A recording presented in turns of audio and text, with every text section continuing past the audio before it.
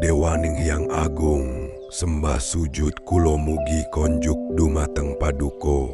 Mboten nyono menawi sak tengahing alas kang peteng dedet lelimengan menika kerawuhan Bathara Kamajaya dewaning kebagusan.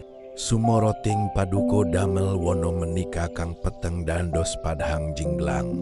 Pangucape wong topo sarwi sembah dodok mring padaning sang Begawan Wisrawa. Aja ndakwa kang mangkono, kisana kang nembe topo.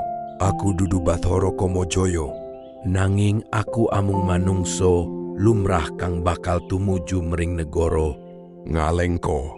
Pangucape Begawan Wisrawa lan sang Atapa bali ngadek maneh kaget. Nanging ora kuciwa, amarga percaya mesti kang disembah iku dewa. Nalika Wisrawa bakal nglamar Dewi Sukesi, Begawan Wisrawa sak pandurat kaya Bathara Kamajaya kang arsa ngupadi katresnane. Dewi Ratih kang lumebu aning gegrumbulaning kembang Lumampah lon-lonan sang Begawan Wisrawa. agawe kewan buron mewono sumingkir awit keprabawan dayane sang resi. Anakku Donorojo pun bapa ninggalne negara Lokapolo kanggo sliramu.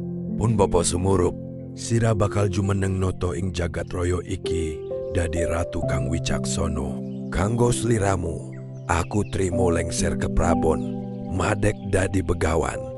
Mapan ono ing alas gung, liwang-liwung adoseko negara Lokapolo. Siang pantaraning dalopun bapa nyeyun mring Gusti supaya sira nemu kabejan Donorojo. Aja wasu melanger putraku. Dewi Sukesi enggal sun boyong marang Negara Lokapolo. Pangucape Begawan Wisrawa ing batin. sigro doyo-doyo anjok ing negara Ngalengka Diraja.